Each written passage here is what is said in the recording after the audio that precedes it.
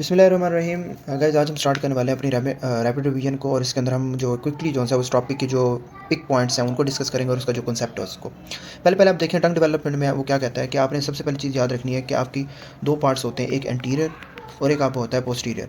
Anterior जो होता है वो आपका होता है 2/3, उसने एरिया कवर किया होता है, और ये होता है आपका 1/3। एंटीरियर आपका फर्स्ट हार्ट से बना होता है, पोस्टीरियर आपका थर्ड एंड फोर्थ हार्ट से बना होता है। फिर आपने दो चीज़ें याद रखनी है, टेस्ट और सेंसेशन। याद रखें कि एंटीरियर जो टंग होती है वो टेस्ट ले रही होती है आपकी क्रेनियल नर्व 7 से, ठीक है ना, और इसको हम क्या कहते हैं बेसिकली कोडा टेम्पेनाई, ठीक है। और आपकी जो सेंसेशन होती है वो आपके लिए होती है क्रेनियल नर्व V3, जिसको हम लिंगुअल नर्व भी कहते हैं, जो डेरिवेटिव होती है। पोस्टीरियर की बात की जाए तो आपकी जो टेस्ट और सेंसेशन दोनों होती है वो क्रेनियल नर्व 9 जोन सी होती है वो कर रही होती है, जो जनरल आपकी सेंसेशन होती है। और इसके अलावा जो आपका बिल्कुल पोस्टीरियर पार्ट जो से ये पड़ा होता है, इसको हम कहते हैं एपिग्लोटिस, और एपिग्लोटिस जो होता है वो आपका फोर्थ हार्ट से बना होता है, और उसको सप्लाई कौन कर रही होती है, टेस्ट और सेंसेशन कौन दे रहा होता है, क्रेनियल नर्व 10, ठीक है ना।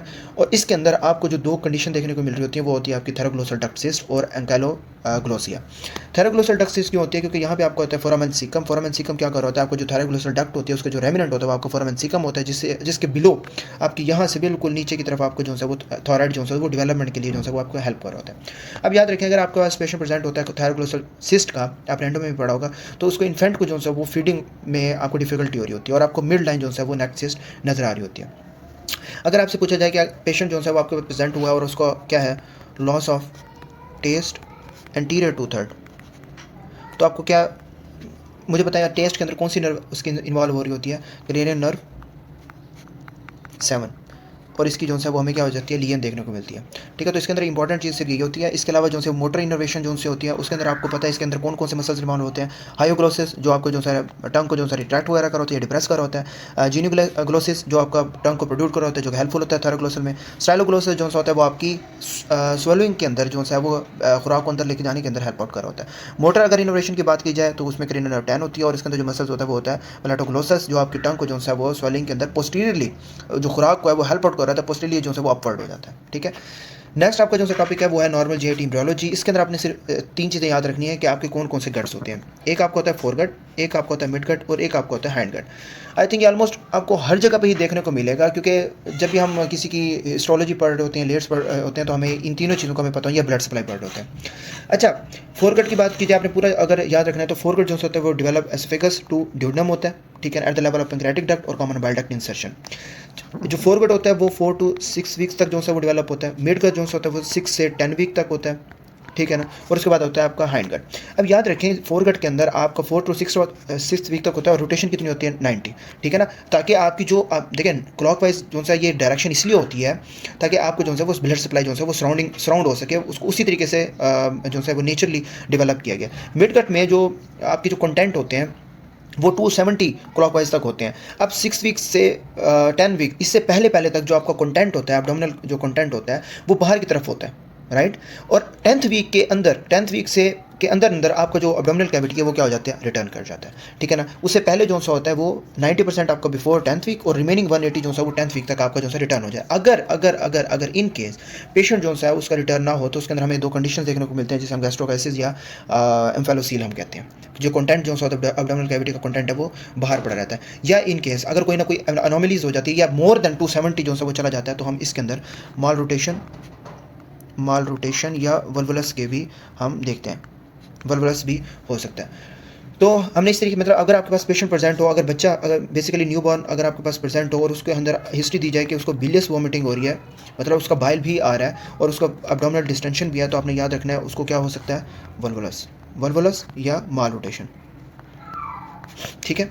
तो अगर ट्विस्टिंग, अगर इसके अंदर एक क्वेश्चन आ जाता है जो हम आगे भी पढ़ेंगे, ट्विस्टिंग हो जाए अगर बाउल की अराउंड सुपीरियर मेजेंटिक आर्टरी, क्योंकि आपकी जो मिडगट होती है वो किससे सप्लाई हो रही है, सुपीरियर मेजेंटिक आर्टरी ना, और उसी के क्लॉकवाइज डायरेक्शन में उनको कंटेंट को मूव आउट करना होता है ना, ताकि ब्लड सप्लाई सही तरीके से मिले। अगर वहाँ पे अगर ट्विस्टिंग हो जाए बाउल की अराउंड सुपीरियर मेजेंटिक आर्टरी, तो हमें कौन सा साइन नजर आता है, डबल बबल साइन, और ये हम आगे भी डिस्कस करेंगे।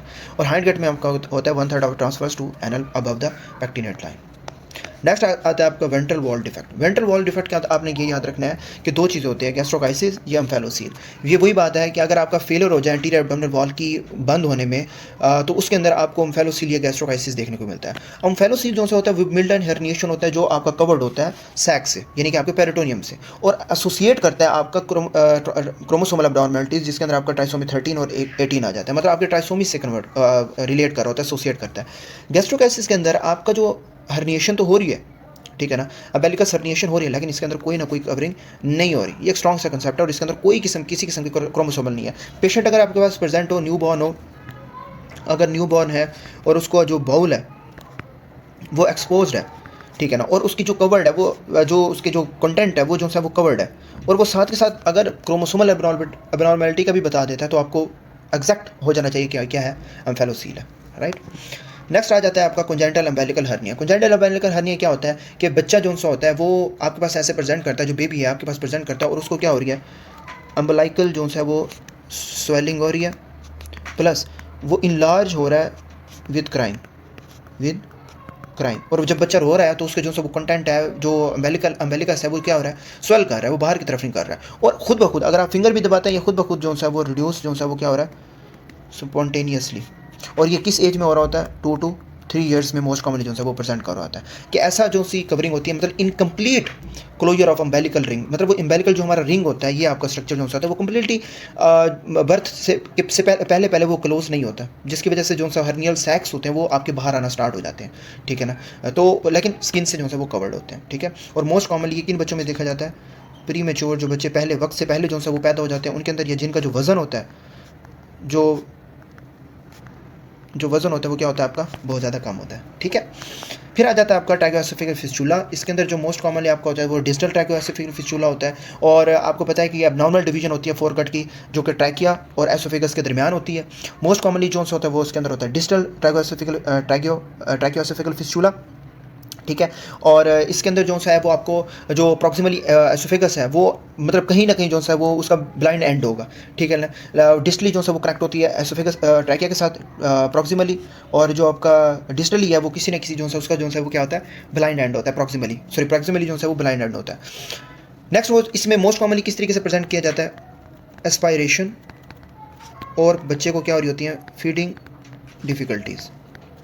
एस्पायरेशन और क्यों, क्योंकि कोई ना कोई कंटेंट जो है वो स्टोमिक से या सिक्रीशन जो होता है वो आपकी अगर ट्रैकिया के अंदर आ जाए, मतलब यहाँ से आपकी ट्रैकिया के अंदर किसी न किसी तरीके से आ जाए, जैसे ये कनेक्शन है, तो इसके अंदर क्या हो सकता है, आपका जो बच्चा है वो एस्पायरेट कर जाता है, ठीक है ना। तो एस्पायरेशन की वजह से जो है उसको फिर आगे लंग्स के जो से मसले हैं वो स्टार्ट हो जाते हैं, और आई थिंक मैक्सिमम फिर इसके अंदर हमें ऑक्सीजन देनी भी होती है, और जो बैक के ऊपर जो है वो अच्छे से थपथपी देनी होती है, और इसके नेप्स करवाने होते हैं इसके अंदर, ताकि उसको जो है वो एस्पायरेशन की जो है डिफिकल्टीज़ वो कम हो सके। इसके अलावा जो है वो न्यू बॉर्न है उसके अंदर जब भी आपके प्रेजेंट होगा उसको एस्पायरेशन के मसले हो सकते हैं, आप हिस्ट्री ले सकते हैं, फीडिंग डिफिकल्टी हो सकती है। इसके अलावा ड्रॉलिंग और चोकिंग ऑन फीड, मतलब कि खाना खाते वक्त जो है उसको क्या होती है, जिस तरह से जैसे हम कभी समटाइम खाना खा रहे होते हैं और हम बात भी कर रहे होते हैं तो हमें ऐसे अचानक से खांसी आती है, ठीक है, और हम ज़ोर से खांस रहे होते हैं कि जैसे आपकी जो सी खुराक है वो हवा वाली नाली में, सांस वाली नाली में चली गई है, तो उसी को कहते हैं चोकिंग ऑन फीड्स। और इसके अंदर जब भी हम एनजी पास करेंगे, जो कि हमारी गैस्ट्रिक ट्यूब होती है, जिससे हम खुराक की नाली जिसे हम कहा जाता है, उससे हम खुराक देते हैं, तो वो भी क्या हो जाएगी, सही तरीके से पास नहीं होगी। होता क्यों है, जो प्रेगनेंसी है, ड्यूरिंग प्रेगनेंसी उसमें क्या हो सकता है, पॉलीहाइड्रोमिनोस। पेशेंट अगर प्रेजेंट हो पॉलीहाइड्रोमिनोस इन यूट्रो लाइफ, और इसके अंदर जो है वो अगर हिस्ट्री दे न्यू बॉर्न है, रोलिंग है, चोकिंग ऑन फीड है, unable to pass NG tube है, और पॉलीहाइड्रोमिनोस की हिस्ट्री, तो ऑलवेज जो है वो आपने याद रखना कि वो ट्रैकियोसेफेलिक फिस्टुला की बात करें, और ऑलवेज आस्क अबाउट को एक्सिस्टिंग एनोमलीज, जैसे वर्टिब्रल है, कार्डियक है, रीनल है, क्योंकि पॉलीहाइड्रोमिनोस के अंदर वो उसकी हिस्ट्री आती है, जैसे पोर्टर सिंड्रोम है, ठीक है ना, वो पोर्टर सिंड्रोम जो है उसमें भी आपकी पॉलीहाइड्रोमिनोस की होती है। नेक्स्ट बात करते हैं hypertrophic pyloric stenosis. Hypertrophic pyloric stenosis क्या है कि आपकी जो पाइलोरिक स्फिंक्टर है, पाइलोरिक सर्कुलर मसल्स हैं, उनकी प्रोग्रेसिवली हाइपरट्रॉफी होना स्टार्ट हो जाए, यानी कि ये वाली जो साइट है ये ऐसे ऐसे बढ़ना चाहिए, जिसकी वजह से आपको एक डिजीज़ देखने को मिलती है, गैस्ट्रिक आउटलेट ऑब्स्ट्रक्शन, ठीक है ना। उसके अंदर क्या होता है, गैस्ट्रिक आउटलेट ऑब्स्ट्रक्शन के अंदर जो खुराक होती है वो आगे की तरफ मूव ही नहीं होती, और 3 to 6 वीक्स ऑफ एज के अंदर जो है वो आपके पास प्रेजेंट होते हैं, जो बेबीज़ होते हैं, मोस्टली फर्स्ट बॉर्न में होते हैं। और सबसे important of non bilious vomiting, non bilious vomit, ये आपने याद रखना है। कहीं भी आपके पास प्रेजेंट हो, पेशेंट है, इन्फेंट है, बच्चा आपके पास आया, उसको प्रोजेक्टाइल नॉन बिलस वॉमिटिंग हो रही है, प्लस ऑलिव शेप्ड मास आपको फील हो रहा है, आपने दो उंगलियों से ऐसे फील करना तो आपको फील होगा। ये अपने पीठ के अंदर हमने देखा हुआ है कि ऑलिव शेप्ड मास फील हो रहा होता है राइट अपर क्वाड्रेंट के अंदर आपको, ठीक है ना। और हंग्री आफ्टर वॉमिटिंग, क्योंकि साफ सी बात है जो खुराक है वो बाहर नहीं जाती और उसकी वजह से जो कंटेंट है वो बाहर की तरफ चला जाता है। इसके अंदर अब देखें जितना भी कंटेंट है जब वो बाहर की तरफ जाएगा वॉमिट होगा तो आप मुझे बताएं न्यूट्रिशनल जो है आपके जो न्यूट्रिएंट्स हैं आपकी जो इलेक्ट्रोलाइट्स हैं सॉरी उसकी जो है वो जो है डेफिशिएंसी होने लग जाएगी। इसकी वजह से इसको हम क्या देखते हैं मेटाबॉलिक अल्कालोसिस प्लस हाइपोक्लीमिक या हाइपोक्लोरीमिक जो है वो आपको डेफिशिएंसी देखने को मिल रही होती है। क्यों? आपका जो H+ है वो भी बाहर जा रहा है आउट, पोटाशियम भी आउट, क्लोराइड भी जो है वो आउट हो रहा होता है। तो ये तीनों चीज़ें जो है वो आपकी बाहर की तरफ जा रही होती है, ठीक है। इसलिए हम क्लासिक जो हम कहते हैं इसमें मेटाबॉलिक अल्कालोसिस देखने को मिल रही होती है। नेक्स्ट आ जाता है आपका आता है intestinal atresia.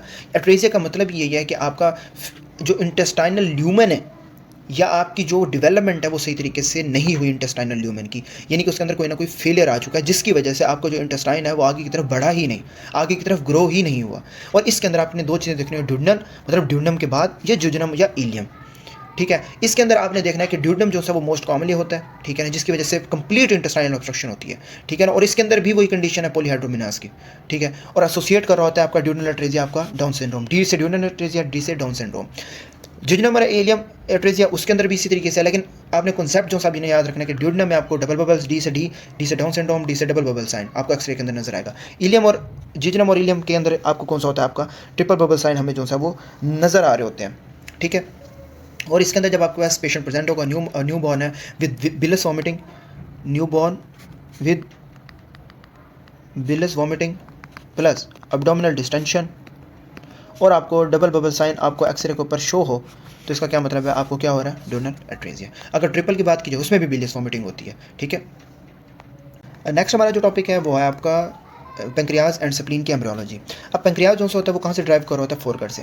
Ventral pancreatic duct contribute to uncinate process, यानी कि आपका जितनी भी मेन पेंक्रियाटिक डक्ट ऐसे आती है ना वो आपकी वेंट्रल बड जो सा आपको यहाँ जाके अटैच होता है, फिर उससे एम्प्यूला वेटर से यहाँ होता है। यहाँ तो आपकी होती है ना एक एक्सेसरी डक्ट, ये आपकी मेन होती है डक्ट, ठीक है, जिसे हम कहते हैं ampulla Vater. Both ventral and dorsal bud contribute to pancreatic head and main pancreatic duct. Annular pancreas के अंदर वो क्या कहता है? पहले एनुलर पेंक्रियाज के अंदर वो ये कहता है कि आपकी एबनॉर्मल रोटेशन होती है वेंट्रल पेंक्रियाटिक बड की from a ring of pancreatic tissues in circle second part of duodenum. यानी कि ये देखें आपका जो एनुलर पेंक्रियाज है, यानी कि आपका जो वेंट्रल बड है ये डॉर्सल बड है ना यहाँ पे, और इसने यहाँ से रोटेट होकर पीछे की तरफ आके इस तरीके से बन जाना होता है। लेकिन अगर इसके अंदर किसी ना किसी का मसला आ जाए और उसकी वजह से आपका अबनॉर्मलिटी हो तो वेंट्रल बड जो है वो इसके second part of the duodenum के आगे जो है वो क्या हो जाता है, इससे ड्यूडनम की ऑब्स्ट्रक्शन करवा देता है, जिसकी वजह से क्या होता है डिविजन, और इसकी वजह से हमें रिकरेंट पैंक्रेटाइटिस के चांसेस मिल रहे होते हैं। अब इसके अंदर जो आपका वेंट्रल बड होता है वो आपको क्या प्रोवाइड कर रहा होता है? Uncinate process. ये आपकी जो लाइन होती है ये आपकी जो मेन पेंक्रियाटिक डक्ट होती है ये होती है, और इसके अंदर वो आपको पार्ट ऑफ हेड भी प्रोवाइड कर रहा होता है, क्योंकि साफ सी बात है पार्ट ऑफ हेड ऑफ जो पेंक्रियाज है वहीं से तो आपकी सारी एक्सक्रीशंस हो रही होती है ना। तो अगर वो नहीं होगा, अगर वो फेलियर हो जाए, उसके अंदर फ्यूजन हो जाए, तो उसकी वजह से आपको क्या देखने को मिल रहे होते हैं चांसेस एनुलर पेंक्रियाज या पेंक्रियाज डिवीजन। अगर आपके पास पेशेंट प्रेजेंट हो ड्यूडनल ऑब्स्ट्रक्शन के साथ या रिकरेंट पेंक्रेटाइटिस के साथ, तो आपने मोस्ट कॉमनली क्या देखना होता है? रूल आउट करना होता है कि इधर इसके अंदर कोई एबनॉर्मलिटीज तो नहीं, एम्ब्रोनिक कोई डेवलपमेंट में कोई प्रॉब्लम तो नहीं हुई, जिसकी वजह से आपको क्या देखने को मिल रहा होता है? एनुलर पेंक्रियाज या पेंक्रियाज डिवीजन, जिसके अंदर वेंट्रल और डॉर्सल बड जो है वो फेल ही नहीं होते।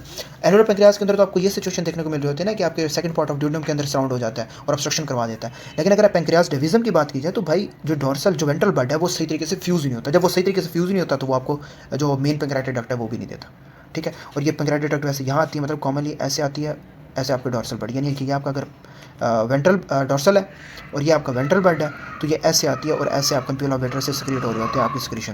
लेकिन अगर आपका डॉर्सल बड सही तरीके से फ्यूज ही नहीं हो तो ये आपकी सिर्फ कॉमनली ऐसे रहती है, और दोनों अपनी सिक्रीशंस दे रहे होते हैं, दोनों के दोनों, और उसकी वजह से जो है वो हमें हाई रिस्क चांसेस होते हैं कि आपकी जो है वो ड्यूडनम है जो है वो सबसे ज़्यादा जो है डिस्ट्रॉय होने के चांसेस होते हैं, और इसके अंदर पेंक्रेटाइटिस की हिस्ट्री देखने को मिल रही होती है, ठीक है। नेक्स्ट आपकी एनाटॉमी की बात की जाए तो पहले बोला जाता है रेट्रोपेरिटोनियल स्ट्रक्चर, और ये मैंने आपको बड़ा डिटेल के अंदर पढ़ाया हुआ है कि पेरिटोनियम के अंदर आपकी तीन चीज़ें होती हैं, एक पैरेटल पेरिटोनियम, फिर मेजेंट्री और विजरल पेरिटोनियम। पैरेटल पेरिटोनियम जो सी होती है वो आपके एब्डोमिनल वॉल के अंड बिलो होती है। मेजेंट्री जो सी वो चीज़ होती है जो आपके जो अंदर इंट्रा पेरिटोनियल ऑर्गन्स जो से पड़े होते हैं उनकी सप्लाई यहाँ से एंटर करवा रही होती है उस एरिया को, मतलब ऐसा एरिया जहाँ से आपके इंट्रापेरिटोनियल ऑर्गन्स को सप्लाई जा रही है, नर्व या ब्लड सप्लाई, उस एरिया को हम कहते हैं मेसेंट्रिक। और विजुअल पेरिटोनियम होती है जो आपकी ऑर्गन्स के ऊपर होती है। फॉर एग्जांपल ये आपका स्टोमिक का पार्ट है कुछ, तो इसके ऊपर जो सी यहाँ पे लेयर होगी, जो चिपकी हुई लेयर होगी, इसको हम कहते हैं विजुअल पेरिटोनियम, जो आपके ऑर्गन्स के ऊपर होती है, ठीक है ना। तो इसको हम अब इसके अंदर आपने निमोनिक जो से वो मैंने आपको बताए हुए थे, ये आपके जो से बाहर की तरफ जितने भी ऑर्गन्स पड़े होते हैं ये आपके रेट्रोपेरिटोनियम होते हैं, जो पेरिटोनियम के बाहर होते हैं। इंट्रापेरिटोनियम ऑर्गन जो से होते हैं वो आपके पेरिटोनियल कैविटी के अंदर होते हैं। और आपको मैंने पहले भी बताया था, पेरिटोनियम को आपकी 3 किस्म की सैक्स होती हैं, एक पेरिकार्डियल, एक आपकी प्लेउरल और एक आपकी पेरिटोनियल। और सैक इसके अंदर जो सिरोसा होता है वो आपका पेरिटोनियल कैविटी के अंदर सिरोसा जो सा होता है वो आपको फ्लूइड दे रहा होता है। और इसके दरमियान जो लेयर होती है उसको क्या कहते हैं, मेसोथीलियल सेल्स जो होते हैं वो यहाँ पे पड़े होते हैं और उसके थ्रू जो है आपको फ्लूइड मिल रहा होता है पेरिटोनियल कैविटी के अंदर। इंट्रापेरिटोनियल ऑर्गन जो होते हैं वो अंदर की तरफ होते हैं और इसके अंदर जो निमोनिक आपने याद रखना था वो साल्टेड स्पोरस के नाम से होता है। और जो रेट्रोपेरिटोनियल होता है उसमें सैड पोकर के नाम से जो है रेट्रोपेरिटोनियल के अंदर सैड पोकर के नाम से होता है। रेट्रो का मतलब ये होता है कि बिहाइंड, और इंट्रा का मतलब होता है इनसाइड द पेरिटोनियल। अब एक और मोस्ट जो इंपॉर्टेंट चीज़ जो सी थी वो मैंने आपको यहाँ पे समझाई थी कि हरगिज़ मतलब ये नहीं होता कि इंट्रापेरिटोनियल का मतलब है कि पेरिटोनियल कैविटी फ्लूइड के अंदर पड़े, ऐसा नहीं होता। इसका मतलब ये होता है कि फॉर एग्जांपल अगर आपकी ये पेरिटोनियम है, अगर फॉर एग्जांपल ये पेरिटोनियम है और इसके अंदर ऑर्गन जैसे इनसाइड है, तो इसका मतलब ये है कि अगर फॉर एग्जांपल ये ऑर्गन यहाँ पे पड़ा है किसी किस्म का, तो जो आपकी पेरिटोनियल कैविटी होती है उसको वो ऐसे सराउंड कर रही होती है ऐसे, जिसकी वजह से ये मोबाइल होता है, मूव कर सकता है और इसीलिए जो है वो ज़्यादा डैमेज चांसेस जो है वो कम होते हैं as compare to the retroperitoneal. तो intraperitoneal organs are not inside the peritoneal cavity, not inside the peritoneal cavity. The organ simply pushed in the side of peritoneal sac and is covered by visceral peritoneum, ठीक है। और इनके जो से mnemonic आपने जो है वो याद रखने। नेक्स्ट जो सा टॉपिक है वो है आपके जीआईटी लिगामेंट्स। जीआईटी लिगामेंट्स के अंदर सबसे इंपॉर्टेंट जो आपका लिगामेंट होता है वो होता है हिपैटोड्यूडनल लिगामेंट के अंदर। अब मोस्ट कॉमनली जो आपके जीआईटी लिगामेंट्स होते हैं वो इसलिए होते हैं कि वो ऑर्गन्स या आपके एब्डोमिनल वॉल्स या ऑर्गन टू ऑर्गन सपोर्ट करने के लिए जो है वो आपको हेल्प कर रहे होते हैं। लिगामेंट्स जो है आपके पेरिटोनियल फोल्ड्स होते हैं बेसिकली, जो आपके ऑर्गन्स को कनेक्ट करने में मदद कर रहे होते हैं। हिपैटोड्यूडनल फैल्सिफॉर्म लिगामेंट जो है वो liver and anterior abdominal wall से कनेक्ट कर रहा होता है, ठीक है। और इसके अंदर जो सा होता है वो इंपॉर्टेंट जो सा होता है आपका हिपैटोड्यूडनल लिगामेंट होता है। हिपैटोड्यूडनल लिगामेंट लिवर टू ड्यूडियम जो सा होता है वो अटैच करता है। इसके अंदर आपका पोर्टल ट्रायड हो जाता है, पोर्टिक हिपैटिक आर्टरी, पोर्टल वेन या कॉमन बाइल डक्ट। इसके अंदर आपका पोर्टल जो लिगामेंट्स होते हैं वो कंटेन कर रहे होते हैं पोर्टल ट्रायड को, ठीक है। और इसके अंदर हमारा प्रिंगल मैन्यूवर है, ये मैं आपको अभी जाकर बता दूँ। फिर उसके बाद आ जाता है हाइपोगैस्ट्रिक लिगामेंट, जो आपके लिवर आपका लेसर कर्वेचर, ये आपका स्टोमिक है तो यहाँ आपका लिवर पड़ा है, तो यहाँ आपका लेसर कर्वेचर से आपका अटैच होता है। और जो हिपैटोड्यूडनम है वो आपका इस तरीके से यहाँ अटैच होता है, ठीक है। इसके अंदर प्रोवाइड कर रहे होते हैं गैस्ट्रिक वेसल्स होते हैं, ठीक है। फिर आपका आ जाता है गैस्ट्रोकोलिक। गैस्ट्रोकोलिक क्या है, आपका स्टोमिक और आपका जो कोलिक है ट्रांसवर्स कोलोन है उसके दरमियान का जो एरिया होता है उसको हम कहते हैं गैस्ट्रोकोलिक लिगामेंट, और इसके अंदर गैस्ट्रो एपिपोलिक आर्टरीज आ जाती हैं। फिर आ जाता है आपको गैस्ट्रोस्प्लीनिक, ये भी इंपॉर्टेंट है। इसके अंदर आपको कहता है ग्रेटर कर्वेचर और स्प्लीन। अब यहाँ पे आपका ये ग्रेटर कर्वेचर है और यहाँ आपका फॉर एग्जाम्पल ये स्प्लीन पड़ गया, तो ये इस तरीके से ये आपका होता है गैस्ट्रोस्प्लीनिक लिगामेंट, ठीक है। और इसके अंदर आपका टेल ऑफ पैंक्रियाज भी आ जाता है। फिर आ जाता है स्प्लीनोरीनल लिगामेंट। तो स्प्लीनोरीनल लिगामेंट क्या है कि आपका जो स्प्लीनिक वेसल्स हैं और टेल ऑफ पैंक्रियाज हैं वो इसके अंदर जो है वो कंटेन कर रहे होते हैं splenorenal ligament. Splen to left perirenal sac, splenic artery and vein and tail of pancreas. अब पेशेंट की प्रेजेंटेशन कैसे होती है, आपको जो मैंने इंपॉर्टेंट बताया हुआ है हिपैटोड्यूडनल लिगामेंट। इसके अंदर आपका आ जाता है प्रिंगल मैन्यूवर। बस आपने इस टॉपिक के अंदर इस चीज़ को आपने याद रखना है। प्रिंगल मैन्यूवर क्या होता है, बेसिकली आपका ब्लीडिंग अब चेक करनी होती है कि आपका इनसाइड ऑफ द लीवर को ब्लीडिंग हो रही है या आउटसाइड ऑफ द लीवर को ब्लीडिंग हो रही है। यानी कि आपका पोर्टल ट्रायड के अंदर ब्लीडिंग हो रही है तो हम प्रिंगल मैन्यूवर करते हैं, हम क्लिप कर देते हैं उस चीज़ को, ठीक है। यानी कि आपका जो हिपैटोड्यूडनल लिगामेंट है हम उसको क्लिप कर देते हैं, उसकी वजह से ब्लीडिंग कंट्रोल होती है। अगर इन केस ब्लीडिंग जो है वो कंट्रोल ना हो तो इट मीन्स आपका इन्फीरियर वेना केवा या आपकी outside of the portal triad कोई ना कोई ब्लीडिंग हो रही है, जिसकी वजह से हम कहते हैं कि आउटसाइड ऑफ द लीवर जो है वो आपकी ब्लीडिंग हो रही है, इसके अंदर आपकी नहीं हो रही। फिर आपका आ जाता है जीआईटी की एनाटॉमी। मिकोजा, सब मिकोजा मस्कुलरिस एंड सिरोसा। याद रखें आपका जो एसोफेगस होता है उसके अंदर आपकी स्क्वेमस एपिथेलियम होती है, स्टोमिक के अंदर कॉलमनर होती है, स्मॉल इंटेस्टाइन में विलाई मैक्रोविलाई होते हैं जो हम नीचे हिस्टो के अंदर पढ़ेंगे, ठीक है। और हिस्टो के अंदर आपको ये सारी चीज़ें देखने को मिलेंगी। म्यूकोजा के अंदर क्या होता है, सबसे पहले देखें म्यूकोजा के अंदर आपकी एपिथेलियल लाइनिंग होती है, लैमिना प्रोप्रिया होता है और जो आपको हेल्प आउट कर रहे होते हैं एब्जॉर्प्शन के अंदर, प्रोटेक्शन एब्जॉर्प्शन एंड सेक्रेशन। ये आपकी एपिथेलियल है, ये आपको जो सेल्स है एपिथेलियल है तो एपिथेलियल सेल्स कंटेन करेंगे। ये आपका ल्यूमन है, ठीक है ना, और ये आपका लैमिना प्रोप्रिया। अगर फॉर एग्जांपल इस एपिथेलियल हम इस स्ट्रक्चर को उठा के यहाँ से देखें पूरे एपिथेलियल को, तो ये आपका क्या है एपिथेलियल सेल्स है, ये आपके एपिथेलियल सेल्स हैं, ये आपका लैमिना प्रोप्रिया है ये चीज़, और ये दरमियान के अंदर आपकी क्या है सिस्टेमिक कैपिलरीज हैं, सिस्टेमिक कैपिलरीज और सिस्टेमिक लिम्फ कैप्स होते हैं जो आपके कार्ब्स, फैट्स, अमाइनो एसिड्स को एब्जॉर्ब करने के अंदर हेल्प कर रहे होते हैं, और ये आपके स्टोमिक, जिजनम, आपके सॉरी ड्यूडनम, जिजनम, इलियम के अंदर होते हैं विलाई, मैक्रोविलाई, ठीक है, जो आपको हेल्प आउट करने के अंदर मदद कर रहे होते हैं। फिर आपका आ जाता है सबम्यूकोजा, मस्कुलरिस भी पढ़ते हैं। सबम्यूकोजा होता है डेंस वेसल्स और नर्व्स को कंटेन कर रहा होता है हमारी, ठीक है, और इसी के अंदर आपके कुछ ना कुछ जो है वो नर्व इंटरवेंशन भी हो रही होती हैं आपके सबम्यूकोजा के अंदर। Between the mucosa and submucosa there is a lining which is called as muscularis mucosa, which differentiate between the mucosa and submucosa, ठीक है। Then talk about the muscularis externa. Muscularis externa के अंदर आपकी दो चीज़ें पाई जाती हैं, एक आपकी मेसेंटेरिक प्लेक्सिस और बैक्स प्लेक्सिस, और ये आपकी आपको हेल्प आउट कर रही होती है पेरिस्टाल्सिस के अंदर, ठीक है, सेगमेंटेशन एंड पेरिस्टाल्सिस के अंदर। अब अगर बात की जाए इसकी तो ये आपके होते हैं और बैक प्लेक्सिस, और ये आपके होती है मेसेंटेरिक प्लेक्सिस। और बैक प्लेक्सिस जो होता है वो उसको हम मेसेंटेरिक प्लेक्सिस भी कहते हैं, और मेसेंटेरिक प्लेक्सिस को सबम्यूकोसा भी कहते हैं, क्योंकि इसका कुछ पार्ट जो होता है वो सबम्यूकोसा के अंदर भी जा रहा होता है। और ये मस्कुलर जो है वो उसमें हेल्प आउट कर रही होती है मस्कुलरिस लेयर के अंदर, और ये आपका पेरिस्टाल्सिस के अंदर, और बैक जो है वो पेरिस्टाल्सिस के अंदर हेल्प आउट कर रहा होता है। और पेरिस्टाल्सिस किस तरह, जिस तरह मैंने आपको एग्जांपल दी थी कि अगर आपके पास एक टूथपेस्ट है तो उसको किस तरीके से हम करते हैं, जब खत्म हो जाए तो हम पहले एक यहाँ से पिंच करते हैं, फिर यहाँ से और फिर यहाँ से आपकी पेस्ट आती है। इसी तरीके से पेरिस्टाल्सिस भी हो रही होती है कि आपने बोलस जब यहाँ पे आता है तो वो इस तरीके से पिंच करता है, फिर आगे की तरफ आता है, फिर पिंच करता है, फिर आगे की तरफ आता है, और फिर आपका लोअर एसोफेगल स्फिंक्टर से स्टोमक के अंदर चला जाता है, ठीक है। फिर आपकी आ जाती है लास्ट में सिरोसा। इसके अंदर मेसोथेलियन लाइनिंग और विजरल पेरिटोनियम होती है। आपको पता है सिरोसा क्या प्रोवाइड कर रहा होता है, फ्लूइड प्रोवाइड कर रहा होता है, किसको प्रोवाइड कर रहा होता है, आपको पेरिटोनियम के बिटवीन दिस आपकी क्या होती है, मेसोथेलियन लाइनिंग होती है, और आपके जो है विजरल पेरिटोनियम होती है। विजरल पेरिटोनियम आपकी इंट्रा पेरिटोनियम ऑर्गन्स को कवर कर रही होती है, ठीक है। So this is all about GIT tract. और हम एक और चीज़, अल्सर्स और इरोजन को किस तरीके से डिफरेंशिएट कर रहे हैं, इसका मकसद ये होता है कि आपकी जो इरोजन्स होती हैं वो म्यूकोजा तक सिर्फ रहती हैं, और अल्सर्स जो होते हैं जैसे पेप्टिक अल्सर वो आपको सब म्यूकोजा को भी इन्वॉल्व कर जाते हैं, और उसके बाद आपको अल्टीमेटली परफोरेशन होने के चांसेस भी हो सकते हैं। फिर आपकी आ जाती है हिस्टोपैथोलॉजी। हिस्टोपैथोलॉजी के अंदर आपको पता है कि एसोफेगस जो होता है वो आपका बना होता है स्ट्राटिफिकस एपिथेलियम की, ठीक है ना, और स्टोमिक जो होता है वो आपका बना होता है columnar epithelium, simple columnar epithelium, और इसके अंदर क्या प्रेजेंट होते हैं, आपके गैस्ट्रिक ग्लैंड्स होते हैं, एक होते हैं पैरेटल सेल्स, और आपको होते हैं चीफ सेल्स। इसके अलावा और सेल्स भी होते हैं, आपको मैंने डिटेल जो से हिस्ट्री है उसके अंदर आपको पढ़ाया हुआ है, ठीक है ना। इसके अलावा ड्यूडनम जो है उसके अंदर आपको इन तीन चीज़ों के अंदर ड्यूडनम, जिजनम, इलियम के अंदर जो तीनों कॉमन चीज़ होती हैं वो आपकी क्या होती हैं, विलाई, मैक्रोविलाई, ठीक है ना। ये तो आपकी कॉमन हो जाती है ना तीनों चीज़ें, लेकिन इसके अंदर आपको डिफरेंशिएट कौन कर रहा होता है, तीन चीज़ें कर रही होती है। ड्यूडनम के अंदर आपका होता है बर्नर्स ग्लैंड जो बाइकार्बोनेट सिक्रेटिंग सेल्स होते हैं सब म्यूकोसा के अंदर। इसके अलावा जिजनम के अंदर जो आपको डिफरेंशिएट कर रहा होता है वो प्लिका सर्कुलरिस होता है, जो टॉलर होता है, मोर प्रोमिनेंट होता है, और न्यूमरस होता है इसके अंदर, ठीक है। और इलियम के अंदर जो सबसे होते हैं वो पेयर पैचेस होती है हमारी, ठीक है ना। और इन तीनों चीज़ों को अगर डिफरेंशिएट करना है तो अगर आपसे कोई सवाल पूछा जाए कि इन तीनों में कॉमन क्या चीज़ें, तो विलाई, मैक्रोविलाई जो और क्या कहते हैं, इसके अलावा अब्जॉर्बेड सर्फेसेस वगैरह होती हैं। लेकिन अगर इन तीनों में पूछा जाए कि इन तीनों के अंदर ऐसी कौन सी चीज़ें जो डिफरेंशिएट कर सकते हैं, तो ड्यूडनम में बर्नर ग्लैंड, जिजनम में प्लिका सर्कुलरिस, और इलियम के अंदर पेयर पैचेस, और इसको डिटेल में मैंने आपको पढ़ाया हुआ है।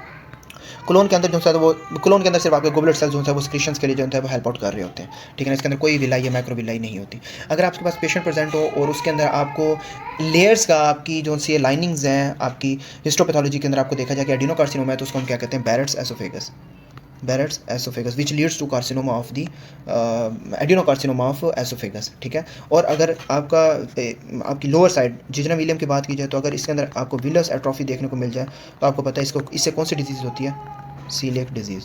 और सीलिएक डिजीज़ के अंदर हम इम्यूनोग्लोबुलिन्स जो होते हैं वो करवाते हैं, और हमने मोस्ट कॉमनली जीआईटी रोटेशन में सीलिएक डिजीज़ के जो पेशेंट होते हैं वो आते हैं, और उसके अंदर हम जो से है वो हम इम्यूनोग्लोबुलिन्स जो है वो IgM जो है वो हम करवा रहे होते हैं। If I am not wrong, I think मुझे थोड़ा सा भूल गया इसका सीलिएक डिजीज़ का, लेकिन इसके अंदर ये होता है कि आपने जो है वो हमने इम्यूनोग्लोबुलिन्स हमने देखने होते हैं, anti-ANA हमने देखना होता है, इसके अंदर एंडोथेलियम जो है वो देखना होता है, आई थिंक सो।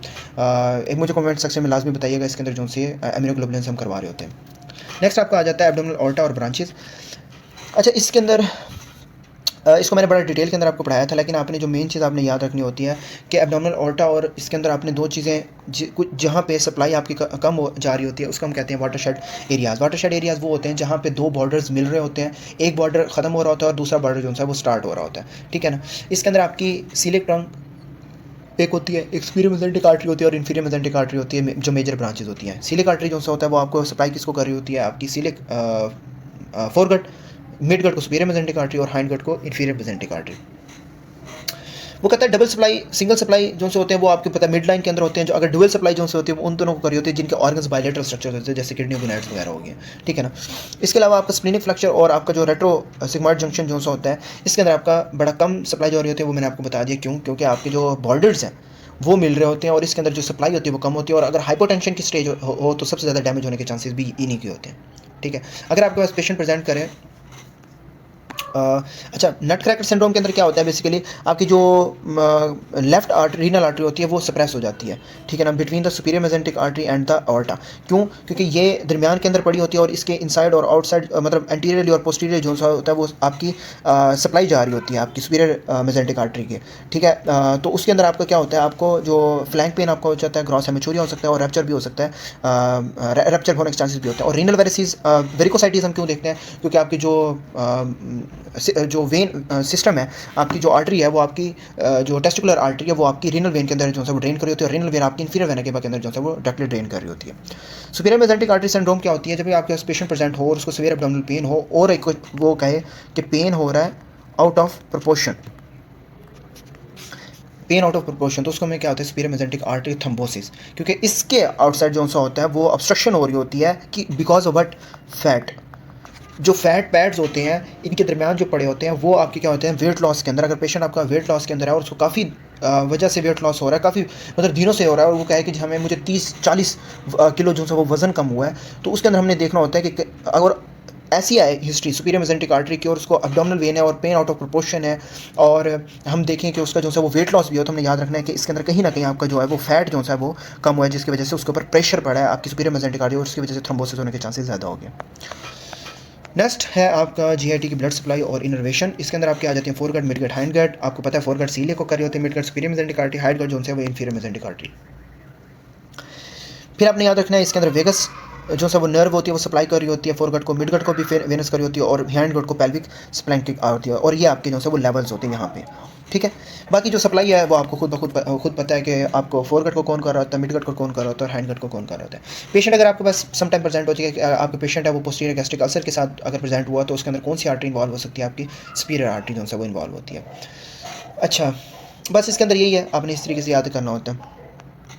फिर आ जाता है आपका सीलिक ट्रंक, जो सबसे इंपॉर्टेंट है, मतलब मैं समझता हूँ कि आपको सीलिक ट्रंक कराते हैं तो आपको जो मेन एब्डोमिनल चीज़ें हैं ना वो आपको बड़े अच्छे तरीके से जो है वो आपको याद हो सकती हैं। सीलिक ट्रंक के अंदर आपने याद रखना है कि आपकी ये ट्रंक है तो ये कहाँ कहाँ ब्रांचेस दे रही है। लेफ्ट, मैंने आपको बताया था लेफ्ट हैंड साइड रूल आपने याद रखना है, यानी कि left gastric artery, hepatic artery और स्प्लीनिक आर्टरी, ये तीन आपने चीज़ें याद रखनी है कि इन जगहों पे जो है वो जा रही हैं। अगर किसी ना किसी रीजन पे आपको देखने को मिलता है कि आपकी जो स्प्लीनिक आर्टरी है वो किस तरीके से प्रेजेंट कर रही है, आपको पता है ये आपको स्प्लीनिक आर्टरी, इसके अलावा शॉर्ट गैस्ट्रिक वेसल्स भी आपको सप्लाई कर रही होती है जो आपकी स्प्लीनिक आर्टरी होती है। हेपेटिक आर्टरी है वो आपके राइट और लेफ्ट के अंदर डिवाइड हो जा रही होती है, और इसके अलावा जो आपकी पाइका और साइका के नाम से मैंने आपको बताया था कि आपके सॉरी पाइका और साइका नहीं, which is posterior superior pancreaticoduodenal artery और गैस्ट्रोएपिपुलर। अब जो आपको पता है कि आपकी जो पैंक्रेटोड्यूडनल आर्टरी है आपकी सबसे ज़्यादा इन्वॉल्व होती है आपके अल्सर्स के अंदर। जब भी आपको अल्सर्स होते हैं, यानी पेप्टिक अल्सर है, उसकी जो रीजन्स हैं या आपके परफोरेशन होना स्टार्ट हो गए हैं, तो उसके अंदर आपको जो है वो मोस्ट कॉमनली अगर देखने को मिलती है आर्टरी, तो वो कौन सी होती है, गैस्ट्रोड्यूडनल आर्टरी, जो सबसे ज़्यादा डैमेज हो जाती है आपकी ड्यूडनल अल्सर्स के अंदर, ठीक है ना। तो पोस्टीरियर ड्यूडनल अल्सर्स के अंदर जो आपके पोस्टीरियर ड्यूडनल अल्सर्स हैं उनके अंदर मोस्ट कॉमनली कौन सी आर्टरी होती है, गैस्ट्रो ड्यूडनल आर्टरी, इसकी इन्वॉल्वमेंट होती है, ठीक है। बाकी आपने लेफ्ट हैंड साइड रूल याद रखना है कि आपके कौन सी कहाँ से जा रही हैं, ठीक है। फिर आ जाता है आपका पोर्टोसिस्टेमिक एनास्टोमोसिस। पोर्टोसिस्टेमिक एनास्टोमोसिस के आपने तीन चीज़ें याद रखनी है, एसोफेगस, अम्बिलिकस, रेक्टम। पोर्टोसिस्टेमिक में आपने याद रखना है पोर्टो केवल एनास्टोमोसिस। नॉर्मली याद रखें हमारी बॉडी में किसी किस्म की केवल एनास्टोमोसिस नहीं है। अभी इस टाइम अगर आप लेक्चर ले रहे हैं, आप नॉर्मली बैठे हैं, तो आप याद रखें कि आपके अंदर कोई केवल एनास्टोमोसिस नहीं बनी अभी। लेकिन जब भी आपके पास पोर्टल हाइपरटेंशन के जो पेशेंट आते हैं, हाइपरटेंशन के जब भी आपके पास पेशेंट आते हैं, उनके अंदर केवल एनास्टोमोसिस बनना स्टार्ट हो जाती है कि जो आपका जो रूट होते हैं उनके आपका अल्टरनेटिव जो ब्लड है, अब जो आपकी सप्लाई है वो आपका अल्टरनेटिवली रूट लेना स्टार्ट कर देती है, उसको क्या कहते हैं, केवल एनास्टोमोसिस। नॉर्मली ह्यूमन बीइंग के अंदर केवल एनास्टोमोसिस का कोई नाम नहीं होता, ठीक है ना। वो प्रेजेंट तो है लेकिन वो केवल एनास्टोमोसिस नहीं है, उसके अंदर आपका ये नहीं कि पोर्टल से आपका जो ब्लड आ रहा है वो केवल एनास्टोमोसिस के जरिए आपका अभी भी जा रहा है, ऐसा नहीं है। नॉर्मली ऐसा कुछ नहीं होता, लेकिन पोर्टल हाइपरटेंशन के अंदर आपका पोर्टल और केवल एनास्टोमोसिस आपको बन जाती है, और उसके अंदर आपका एसोफेगस होती है, जिसके अंदर आपकी लेफ्ट गैस्ट्रिक और एसोफेगल यानी कि एजेगस के अंदर ड्रेन की जाती है, और पेशेंट प्रेजेंट होता है अपर जी ब्लीड के साथ नॉर्मली। और इसके अंदर हम एसोफेगल वेरिसेस देते हैं, और मैंने आपको डिटेल में बताया था कि मेंडोस्कोपी के अंदर कैसी एसोफेगल वेरिसेस की हम हिस्ट्री लिखते हैं। अम्बिलिकस के अंदर आपको पता है कैपिटल मेडुसा जो अम्बिलिकल वेन होती है वो आपकी जो है वो क्या हो जाती है, स्वेल हो जाती है, और आपको ऐसे नजर आता है जैसे सांप का सर होता है, वो आपको पेट के ऊपर ऐसे नजर आ रहा होता है। रेक्टम जो है उसमें एनोरेक्टल वेरिसेस आ जाती है, और सुपीरियर रेक्टल और मिडिल इंफीरियर रेक्टल वेन जो है इसके अंदर इन्वॉल्व हो रही होती है। फिर इस पोर्टो एनास्टोमोसिस के जो सप्लाई है, इसको प्रेशर और हाइपरटेंशन वो कम करने के लिए हम एक स्टंट डाल देते हैं, इंट्राजुगुनल वेन से आपको जो है वो पास हो रहा होता है, ठीक है ना। और उसके ज़रिए जो है वो आपका जो ब्लड है आपका पोर्टल हाइपरटेंशन से हिपैटिक वेन से इंफीरियर वेना केवा के अंदर जो है वो ड्रेन कर जाता है, ठीक है। इसके अंदर जब भी हमारे पेशेंट आता है सिरोसिस का, पोर्टल हाइपरटेंशन का, हिपैटिक इनकैफ का, तो उसके अंदर अपर जी ब्लीड के होते हैं। और आप अगर इनसे हिस्ट्री लें, अगर इनकी पेशेंट की हिस्ट्री लें, तो हिमेटोमेसिस आप देखेंगे, हिमेटोमेसिस जो एसोफेगल वेरिसेस के अंदर देखते हैं। रेक्टल ब्लीडिंग के अंदर आप मोस्ट कॉमनली आपको हेमोरॉइड्स देखने को मिल जाते हैं, ठीक है। फिर आ जाता है आपका पेक्टिनेट लाइन। अच्छा सॉरी, यहाँ पे ना मैंने, अच्छा ये पहले मैंने आपको डिटेल में शायद नहीं दिखाई, लेकिन ये आपकी एसोफेगल है, तो एसोफेगल ये वेरिसेस है, ये आप देखते हैं। और मोस्ट कॉमनली ये आपके कौन से स्फिंक्टर इन्वॉल्व कर रहते हैं, मिड और लोअर, अपर मैंने आज तक नहीं देखा। रेक्टम तो ये इंटरनल हेमोरॉइड्स को शो कर रहे हैं। फिर आपको आ जाता है एंटीरियर एब्डोमिनल वॉल यानी कि पोर्टो, तो आपको ये इस तरीके से सांप का जिस तरह नहीं होते ऊपर सर ऐसे बने होते हैं उस तरीके से। चलें, पेक्टिनेट लाइन के अंदर आपको मैंने पिछले टॉपिक के अंदर बड़ा अच्छे से बताया था कि आपके पास जब भी प्रेजेंट होगा आपने कहना है भाई आपको पेन हो रहा है या नहीं हो रहा। वो कहता है जी नहीं पेन नहीं हो रहा, आपने समझ जाना या इंटरनल हेमोरॉइड्स हैं और इनको सप्लाई करी होती है विजुअल इनर्वेशन। एक्सटर्नल हेमोरॉइड है तो आपको पेनफुल होगा, और उसको कौन कर रहे होते हैं, सोमैटिक इनर्वेशन। इसमें इन्वॉल्व होती है प्यूडेंटल नर्व आपकी। Internal hemorrhoids not painful, external hemorrhoids painful. Internal hemorrhoids painless इसलिए हैं क्योंकि आपकी जो नर्व्स जो सप्लाई कर रही होती हैं उनके अंदर पेन को ट्रांसमिट करने की सलाहियत नहीं होती। और जो आपकी एक्सटर्नल हेमोरॉइड्स होती हैं वो आपकी जो है वो पेनफुल होती हैं क्योंकि उसके अंदर सलाहियत होती है, सोमैटिक इनर्वेशन के अंदर सलाहियत होती है, इसलिए वो पेनफुल होती है, ठीक है। लिम्फेटिक ड्रेनेज ऊपर जो है वो इंटरनली लिया है, बिलो इंग्वेनल है, ठीक है। इसके अलावा जो पेक्टिनेट लाइन के ऊपर है वो एडिनोकार्सिनोमा है, इसके ऊपर एडिनोकार्सिनोमा है क्योंकि आपके म्यूकस प्रेजेंट होते हैं, ग्लैंड्स होते हैं जो म्यूकस के सिक्रेशंस कर रहे होते हैं, बिलो आपकी स्किन होती है, इस वजह से इसमें एक्सटर्नल हेमोरॉइड्स में स्क्वेमस सेल कार्सिनोमास हमें देखने को मिलते हैं। एनल फिशर के अंदर कोई ना कोई टेयरिंग आ जाती है, लॉन्ग टर्म कॉन्स्टिपेशन पेशेंट को होती है, और पेशेंट कहता है कि मुझे अब टॉयलेट या वॉशरूम जाने से बहुत ज़्यादा डर लगता है, मुझे नहीं जाना। और इसके अंदर हम पेशेंट को हाई फाइबर डाइट कहते हैं कि आपने वो लेनी है, और इसके अलावा हम डूफालैक का सिरप देते हैं, लैक्टोलोज का, जो आपकी मेटालिटी को बेहतर कर देता है। दैट्स इट योर हेमोरॉइड्स, आसान सा, कोई टेंशन नहीं। अच्छा जी, यहाँ से आप ये वाला जो पेज है आप डिटेल टॉपिक भी देख सकते हैं। लिवर टिश्यू आर्किटेक्चर के अंदर आपने क्या पढ़ा था कि मिड के अंदर आपकी क्या होती है, सेंट्रल वेन होती है जहाँ पे आपका पूरा ब्लड जा रहा होता है, उसे हेपैटिक वेन से इंफीरियर वेना केवा के थ्रू जा रहा होता है। फिर इसके अंदर आपने पढ़ा था पोर्टल ट्राइड के अंदर हमारी ट्राइड तो है लेकिन 4 चीज़ें हम बेसिकली देखते हैं पोर्टल ट्राइड के अंदर। एक आपकी होती है हिपैटिक, एक आपकी होती है पोर्टल वेन के अंदर हिपैटिक, इसके अलावा इसके अंदर लिम्फेटिक्स होते हैं, वेन होती है और बाइल डक्ट्स होते हैं। अब 3 चीज़ें, एक इन और एक आउट, ब्लड इन और बाइल आउट। और लिम्फेटिक्स होते हैं वो आपके इम्यून सिस्टम जो है कहीं ना कहीं अगर आपके टॉक्सिन वगैरह आ रहे हैं और उन चीज़ों में जो है वो हेल्प आउट कर रही होती हैं, इंटरल्यूकिन 1 और TNF अल्फा जो है वो रिलीज़ कर रही होती हैं। अच्छा जी, अच्छा जो पोर्टल बाइल जोन्स होता है वो फ्लो कर रहा होता है, इसके अंदर आपके क्या पड़े होते हैं, साइनोसाइड्स पड़े होते हैं। इसके 2 साइड्स होती हैं आपकी, जो आपके पोर्टल ट्राइड होता है वो साइनोसाइड से सेंट्रल वेन की तरफ जा रहा होता है, और जो आपके हेपेटिक साइड्स होते हैं इसका जो टॉप वाला वो होता है वो साइनोसाइड्स को फ्लो कर रहा होता है, जो आपका ब्लड बाइल फ्लो होता है, और नीचे वाला जो होता है वो आपका ब्लड फ्लो आपको फेस कर रहा होता है। और इसके अंदर आपका जो मोस्ट ऑफ द जब ब्लड आ रहा होता है तो उसके जो टॉक्सिन्स वगैरह होते हैं, जितनी भी चीज़ें उसके अंदर सब्सटेंस वगैरह होते हैं, तो उसकी जो कुफर सेल्स आपके पड़े होते हैं वो आपके रिस्पॉन्सिबल होते हैं। कुफर सेल्स आपके मैक्रोफेजेस का काम करते हैं, किसी क्लेरिया और इन चीज़ों को डैमेज कर देते हैं। हेपेटोलेट सेल जो है वो स्पेस ऑफ डिस्क के अंदर जो है तो वो पड़े होते हैं, और ये फाइब्रोसिस के अंदर हेल्प आउट कर रही होती हैं बनाने में।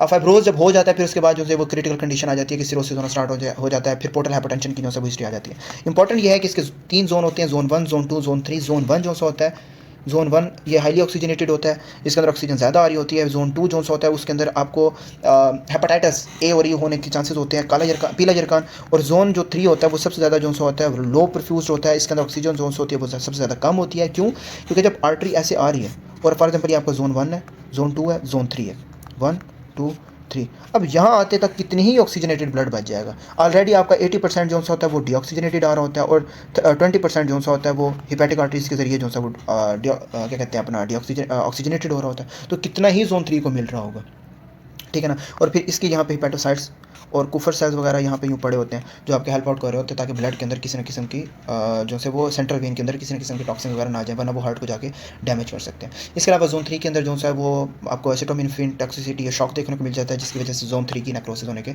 चांसेस हो जाते हैं। जोन 1 में आपको वायरल हेपेटाइटिस देखने को मिलते हैं, सबसे गंदी बीमारियां, क्योंकि टॉक्सिन्स पहले जोन 1 के अंदर एंटर हो जाते हैं। जोन 3 में आपको एस्कीमिया, अल्कोहल, एसिटामिनोफेन टॉक्सिसिटी हमें देखने को मिल जाती है।